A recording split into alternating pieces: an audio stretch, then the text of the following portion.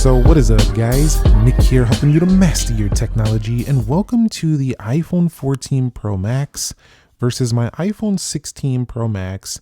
Should you skip the upgrade at this point, or if you're considering, maybe it's time to think about dumping your iPhone 14 Pro Max for a 16 Pro Max here in spring 2025.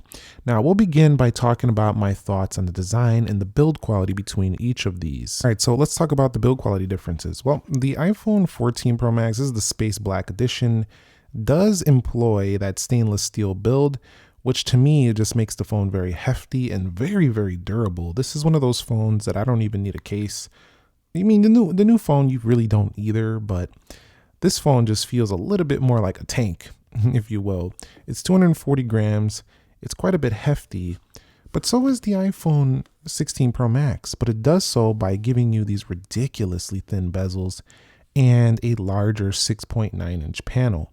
Now, this phone is lighter though, and it's bigger in screen size, so it does feel like an impressive change from the iPhone 14 Pro Max in that it's smoother, it's lighter, and it does that through the titanium build while still having a better camera and longer battery life.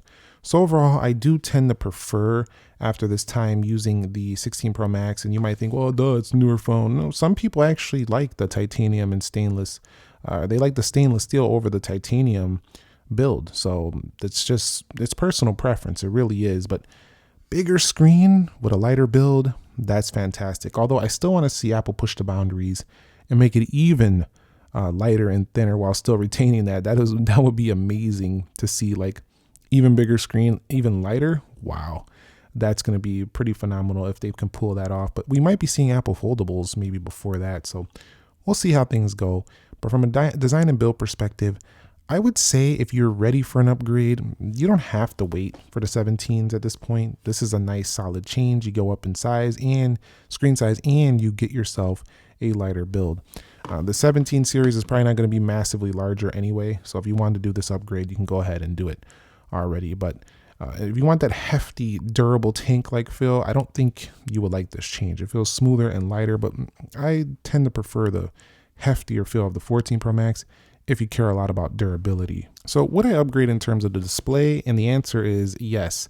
Even now that it's been out for a while, I still tend to look at these two and say, look at those bezels on the iPhone 14 Pro Max. I understand you put a case, you don't even see them. But again, you're still getting a nice trade-in value right now for the iPhone 14 Pro Max. As a matter of fact, you can trade this in right now to the Apple stores and you're getting around $450. Now that's pretty horrible compared to what you paid for this phone, but you can sell this secondhand and you can get this phone probably $600-700, and that would effectively net you a 16 Pro Max if you were to use those funds towards this for right around $600-650. So you can get this for less than the price of the base 16 if you do trade in the iPhone 14 Pro Max. So for that reason, I do think from a display perspective, you're getting a big upgrade in display. You go 6.9 inches from 6.7. You also have a brighter display, which is nice, and one that tends to not get quite as, like the 14 Pro Max would auto dim. This one can stay brighter for longer periods without giving me any of those issues. It is the same 120 hertz, so kind of scrolling through and operating through iOS is not going to feel drastically different. Of course, they tend to lean towards more of a relaxed animation style. So there are Android phones in the market, flagship Android phones that are a bit more, I would say, fast, but they still tend to employ a very smooth feel. But picking up a 14 Pro Max, I don't really see a drastic change from this to this, and that's because of the promotion when it comes to the actual smooth feel factor of this phone. Also, the resolutions are not drastically different either. So if you are looking for a bump in like resolution, maybe pixels per inch, you're not going to see it changing from this to this.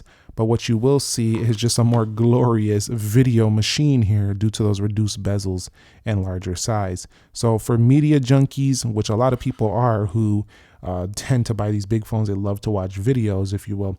The 16 Pro Max to me, I do think is a good recommendation of an upgrade here.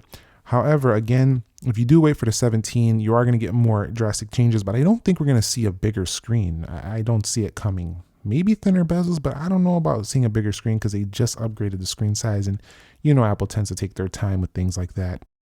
Now, from a performance perspective, I will say that the 14 Pro Max was never really a bad performer. It has the A16, and it was so fast, in fact, that I was really irritated that I didn't get the Apple Intelligence. So I have this old Siri here, Apple A16 Bionic, clocked in at 3.46 gigahertz, but they went with 6 gigabytes of RAM, and at the time, it was still enough.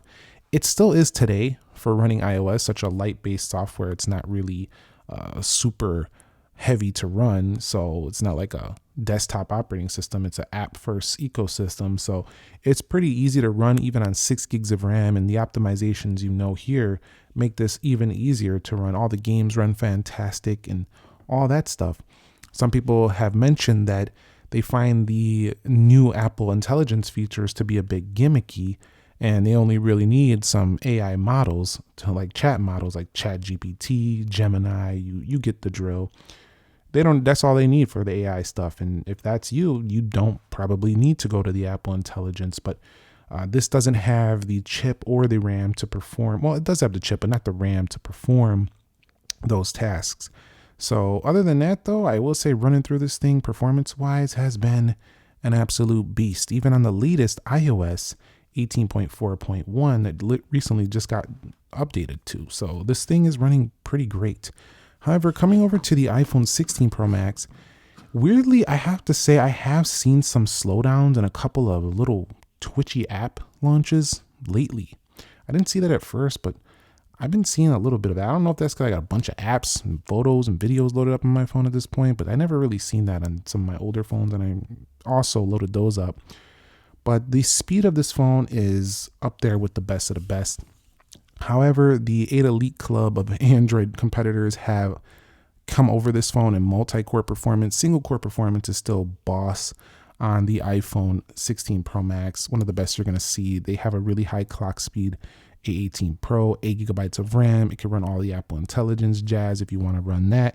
You can go ahead and hold down this for visual intelligence. You got the camera control. So there are performance upgrades on here, but I think in terms of the core iOS experience, I wouldn't do the upgrade for this. It just doesn't feel different enough, and that's just the bottom line. So if you're looking at this like, oh, I'm going to get a way faster phone, you might, but you're not really going to notice too much. That's just the reality of things here. So when we dive into the area of battery life, we are looking at a 4323 milliamp hour battery and a 4685 on the right. I will say that we do have faster wireless charging for the 16 Pro Max. It's 25 watt versus 15 watt. That's rather slow compared to the competition, but it's faster than this one. So I'll take what I can get, but I want more for my charging speeds. The battery size is not massively different, and the actual experience though. For some reason, the 16 Pro Max tends to get a good hour and a half to 2 hours better screen time for me. Day to day, that's pretty substantial. So I actually like the upgrade in battery life. However, I never was using my 14 Pro Max and thinking, oh, I need a charger right now. Like that just wasn't really the deal with me. I got through the full day, no problem. So it's kind of a luxury to go to the 16 Pro Max. You're getting more, but do you need it? Probably not. But is it worth it? If battery is your thing, I think it is. This phone and the 16 Plus are some beasts in battery life, as is surprisingly that new 16E, even though that phone is not very sought after, it is a good battery life due to the C1. But this one right here is superb. So I would say this is an area I would definitely make the consideration of upgrading. Definitely you will notice this. So the camera upgrade. Now, the 14 Pro Max was a huge upgrade for Apple, going to a 48 megapixel sensor. Now, in today's market, with all these phones with 50, 200, 100 megapixels, all this stuff, this doesn't seem like a big deal. But for Apple users, this was a big upgrade right here, 48 megapixels. This phone took fantastic photos. However, the phone that came before it, the 13 Pro Max, took perfect photos as well. So it's kind of like it didn't feel like, unless you were a pro, that you needed this. But if you're buying it now, you have 15 times zoom, 3x optical, 2x optical.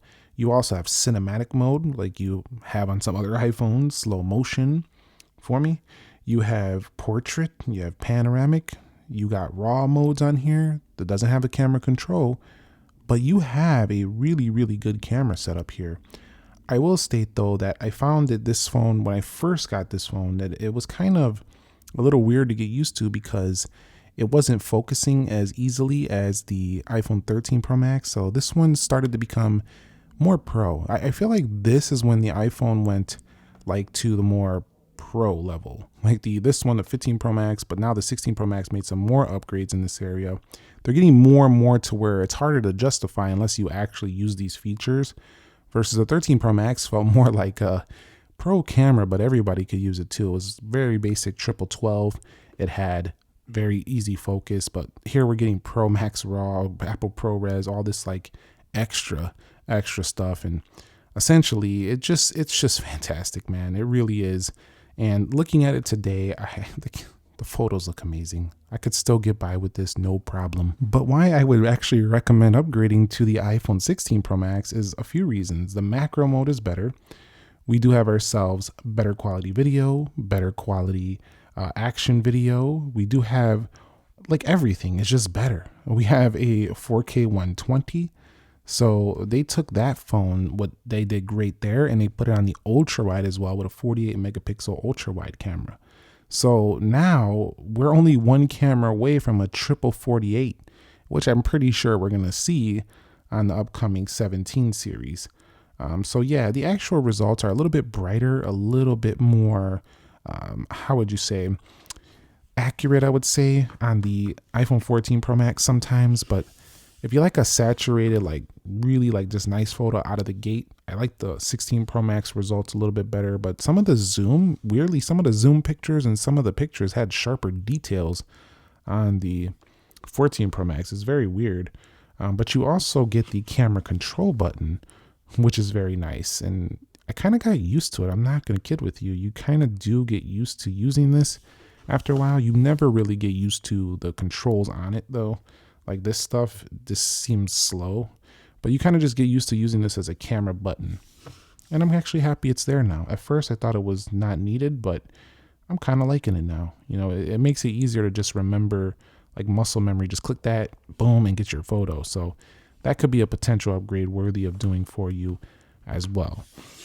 So skip or upgrade for the camera. I would say do the upgrade if it's something you care about a lot. Camera, it's worth it. So when it comes to the iOS experience, skip or upgrade. I'd say if you care about Apple Intelligence, upgrade. Other than that, skip it.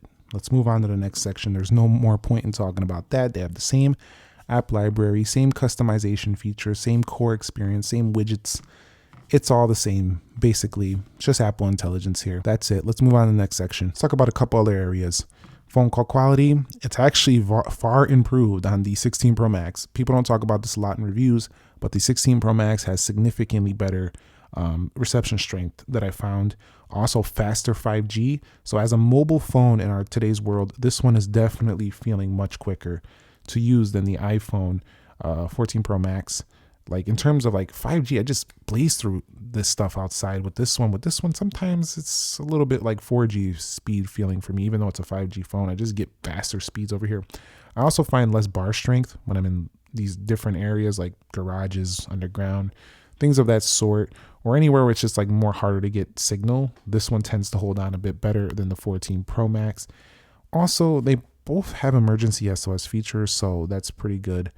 On both of them, we don't have to worry too much about anything like that. But you do have spatial audio for the iPhone 16 Pro Max. In addition, you do have yourself a little bit better support for faster Wi-Fi speeds, which is a really good thing if you want faster connectivity. You're looking at Wi-Fi 7 over here versus Wi-Fi 6. You also have 6E on this one, on the 16 Pro Max, and you don't have that on the 14 Pro Max.